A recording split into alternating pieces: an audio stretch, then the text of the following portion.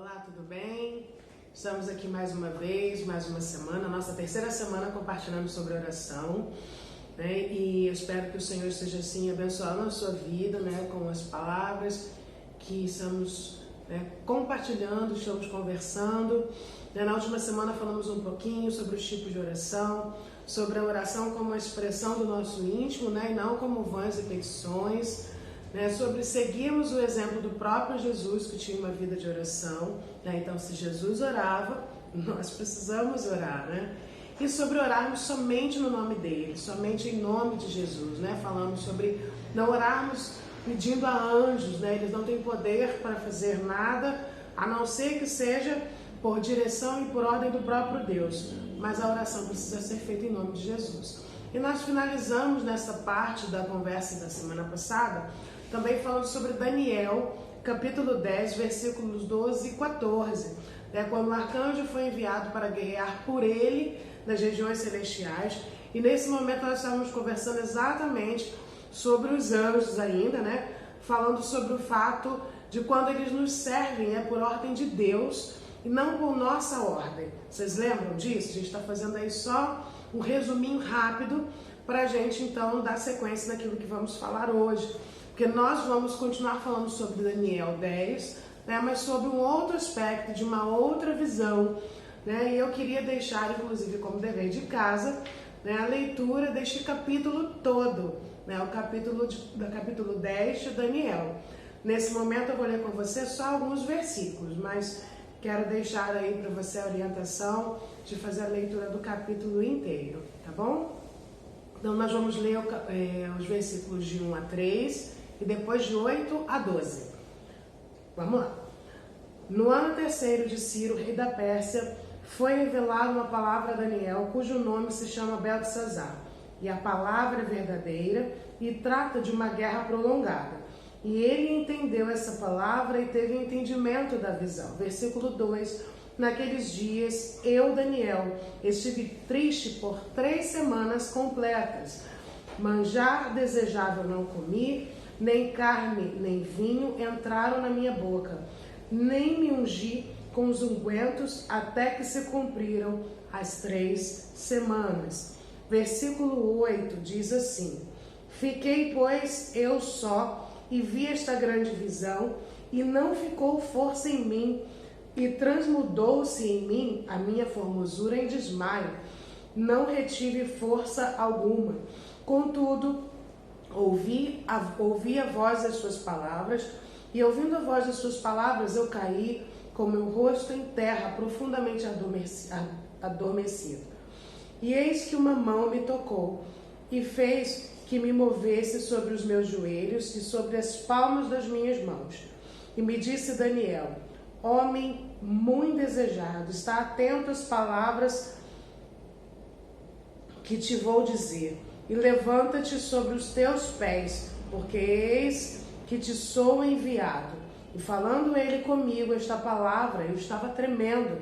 Então me disse: não temas, Daniel, porque desde o primeiro dia em que aplicaste o teu coração a compreender e a humilhar-te perante o teu Deus, são ouvidas as tuas palavras. E eu vim por causa dessas tuas palavras, mas o príncipe do reino da Pérsia se pôs defronte de mim.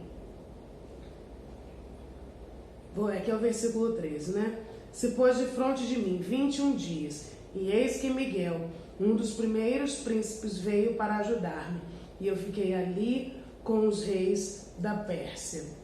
Então a gente percebe aqui, que estava acontecendo uma verdadeira guerra, uma batalha espiritual. Quando nós oramos, a nossa oração pode se transformar numa grande batalha espiritual entre as forças espirituais da maldade e os exércitos de Deus. Nós vemos neste capítulo que o jejum e a oração do profeta de Deus, em busca da resposta do que estava por vir em tempo derradeiro e futuro, gerou de Deus uma resposta que foi enviada através do seu anjo, foi isso que nós lemos, para dar a Daniel conforme ele buscava em oração. Porém, forças malignas, denominadas Príncipe da Pérsia, resistiram ao anjo de Deus, que foi posteriormente socorrido pelo arcanjo Miguel, né? Deus aí enviou um arcanjo Miguel. E desta forma o anjo pôde trazer a resposta ao profeta. A gente vê uma grande peleja se instaurou nas regiões celestiais, longe dos olhos de Daniel. Mesmo que na falta de conhecimento do que estava acontecendo nas regiões celestiais, a gente vê que Daniel se manteve firme na sua oração e no seu jejum por 21 dias, sem esmorecer, sem duvidar, aguardando a resposta que ele tinha certeza que viria. Daniel estava no centro de uma batalha espiritual e não sabia. Contudo, se portou como um guerreiro em busca da sua vitória, da vitória que veio a alcançar. Queria dizer algo a você, ao contrário do que possa parecer, mas é de verdade para te encorajar a uma vida de oração. O que lemos sobre Daniel, na verdade, acontece conosco diariamente nas regiões celestiais. Todos os que pertencem ao reino do amado Filho de Deus têm contra si as forças do reino das trevas. Então, se nós pertencemos ao reino de Deus, automaticamente contra nós temos forças do reino das trevas. E por isso, então, precisamos nos revestir de toda a armadura de Deus. Deixo aqui, então, a leitura para você, falando sobre a armadura de Efésios, capítulo 6, versículos 10 a 18. É um texto que você já conhece, mas é sempre bom a gente fazer essa leitura, né? Relembrar dessa armadura. Efésios, capítulo 6, versículos 10 e 18. O versículo 1 nos diz que devemos nos fortalecer no Senhor e na força do seu poder. Nós não venceremos as nossas batalhas na nossa força. Precisa ser na força do Senhor. E como buscamos essa força no Senhor? Em oração, em jejum, em consagração e pela palavra. Então nós não podemos entrar nessa guerra espiritual, achando que nós vamos conseguir por nós. Precisa ser na força do Senhor. Nós precisamos confiar nele. Nós precisamos nos revestir dessa armadura, dessas armas que ele tem nos dado, para que então possamos seguir nesta batalha. O versículo 12 de Efésios 6, vamos ler? Porque não temos que lutar contra carne e sangue, mas sim contra principados, contra as potestades, contra os príncipes das trevas deste século, contra as hostes espirituais da maldade nos lugares celestiais. A gente vê aqui uma descrição de uma macabra, dos nossos inimigos espirituais que devemos lutar. Então são eles que foram descritos aqui, os principados, as potestades, dominadores, príncipes das trevas, forças espirituais da maldade. Igualzinho aconteceu com Daniel. É contra eles que eu e você temos que lutar. E isso é todos os dias. Eles são os nossos inimigos, trabalham contra nós, são anjos caídos, desobedientes, eles agem contra nós e precisam ser detidos. De novo, o exemplo de Daniel. Confrontados e impedidos. Não nos foi dado poder e autoridade para aniquilá-los, mas somente Deus pode fazer isso. E o destino futuro deles pertence a Deus e tão somente a Ele. Mas eles agem contra nós, tentam impedir que tenhamos o conhecimento do propósito de Deus. Agem cada um com suas características, com as características que os identificam, e nós temos que lutar contra eles. Então, a palavra que diz, que não é contra carne nem sangue, não é contra as pessoas. Às vezes nós instauramos verdadeiras guerras, com pessoas, quando na verdade o que está por detrás, são principados, potestades, príncipes das trevas, deste século. Então, a nossa luta é espiritual, a nossa luta não é corporal. Algumas guerras nós queremos vencer corpo a corpo, mas nós não vamos conseguir. Nós vamos vencer pela oração, pelo jejum, pela consagração, pela leitura da palavra, né? Isso nós precisamos fazer como cristãos, viu? Independente da guerra que existe. Mas se entendemos que existe uma guerra espiritual travada, nós precisamos estar devidamente equipados, né, para ela. Então, não podemos entrar nessa luta desarmados, despreparados e desprotegidos. Nós precisamos nos revestir da armadura. E você sabe qual é, né? Ela está descrita nos versículos 14 e 17 de Efésios 6. Nós vamos falar sobre elas, né? E eu vou citar alguns textos, e vou deixar para você os anote e depois faça a leitura de cada um, tá bom? Nós não vamos ter esse tempo para ler todos. Mas começamos aqui falando do cinturão da verdade, né? O cinto da verdade. O salvo, ele fala, ele pratica e anda na verdade, né? Nós precisamos falar, praticar e andar na verdade de Cristo. Os textos que eu quero deixar para você está em Efésios 4, 25 e 26, Efésios 4, 25 e 26, Colossenses 3, 8 e 9, Colossenses 3, 8 e 9, 3 João 1 a 4, os versículos, 2 João capítulo 4 e João 8, 32. Segunda parte desta armadura, né, que eu quero compartilhar e que está na palavra, é a couraça da justiça, né, que fica no peito. E o peito geralmente é considerado como o lugar da alma. Devemos manter o nosso coração puro e justo, porque o pecado dá ao inimigo um ponto de apoio, né? Então, se nós deixarmos um ponto aí de brecha para o inimigo, nós podemos perder essa guerra, né? As batalhas diárias. Confissão e perdão com base no sangue de Cristo purificam o nosso coração, né? Tira também este outro ponto de apoio do inimigo. Confissão e perdão. 1 João 1,9 é o texto que eu quero deixar para você. Outra parte da armadura é a preparação do Evangelho da Paz. Nós precisamos estar ocupados com os negócios do Pai, com os negócios do Reino de Deus. Isto é, a propagação do Evangelho da Paz e da reconciliação. Mateus 28, 19 e 20. Outra parte é o escudo da fé. O maligno é o acusador de nossas almas, né? A gente lê em Apocalipse 12, 10. E sempre se ocupa em mandar dos seus dardos para produzir dúvida, medo e culpa. A fé age como escudo invisível, que desvia essas falsas acusações. Hebreus capítulo 11, versículo 6. Vamos ler Hebreus 11, 6, esse eu queria que nós lêssemos. Hebreus 11, 6.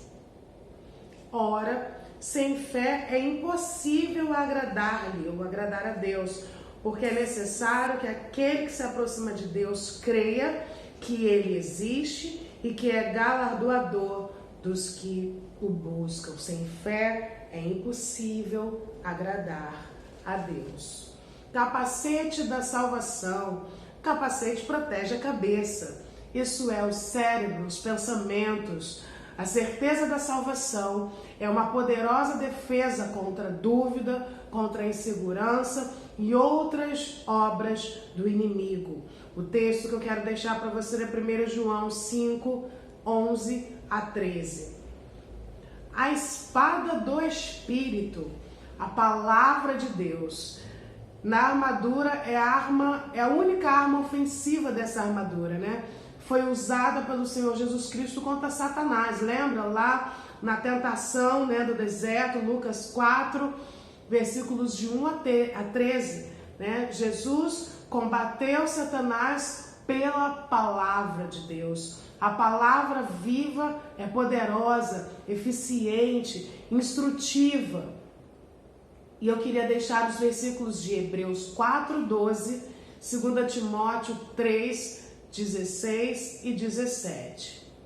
E por último, eu queria ler com você o versículo 18, ele fala da oração. Orando em todo tempo, com toda oração e súplica, no Espírito, e vigiando nisso com toda perseverança e súplica por todos os santos. A oração abre canais entre nós e Deus. No meio da batalha, nós como crentes devemos nos manter em constante comunicação com o nosso líder para receber a oração e estímulo. Nossas orações uns pelos outros são importantes e eficientes. Tiago, capítulo 5, versículo 16.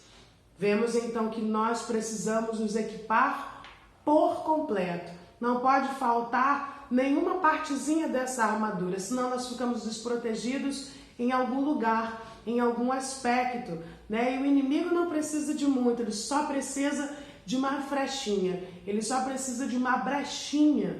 Nós precisamos então estar devidamente, completamente equipados, e esta armadura precisa estar ajustadinha ao nosso corpo, né? Se tiver larga, é uma brecha, né? Se tiver soltinha, né? É uma forma de inimigo dela, precisa estar bem ajustada a nós, cada uma dessas partes da armadura. Amém? Vamos ler então também Tiago, capítulo 4, versículo 7.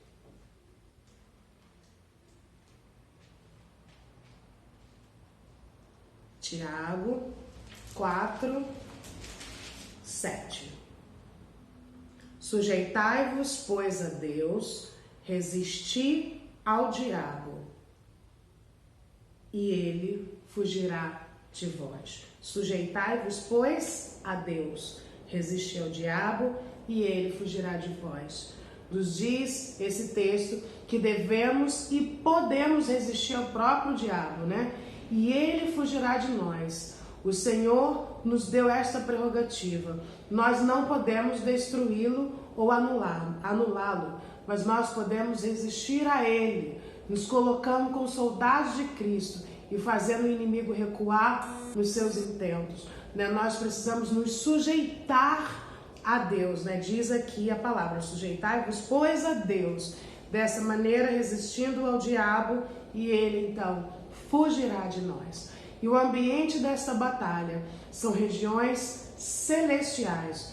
Nós podemos agir nas regiões celestiais e participar deste confronto contra o inimigo através da nossa oração, do nosso jejum, da nossa consagração, da nossa dedicação ao Senhor. Nós somos parte desta luta, mas nós precisamos nos revestir, nós precisamos nos equipar, nós precisamos nos colocar, né, nos dispor em oração. Amém? Glória a Deus. Nós vamos orar, né, pedindo ao Senhor que nos ajude a orar, que o Senhor continue conosco nessa batalha, né, e que nós possamos estar nos refletindo daquilo que de repente possa nos faltar como parte dessa armadura, né, para que possamos seguir vitoriosos em Cristo Jesus. Pai, obrigada, Senhor, pela Tua palavra, obrigada, Senhor, pela Tua instrução, obrigada, Senhor, porque temos de Ti, ó Deus, como vencer as nossas batalhas, como vencer as nossas guerras. Primeiro sabemos, ó Deus, que sozinhos nós não vencemos. Vencemos, ó Deus, na força do Senhor, ó Deus, na força do Seu poder. Muito obrigada por estar conosco nas nossas batalhas, Senhor. E eu encerro este momento, mais uma vez, fazendo a oração dos discípulos, né, ou do discípulo. Ensina-nos a orar. Ensina-nos a orar, Senhor. Em nome de Jesus. Amém e amém. E até a próxima. Deus abençoe você.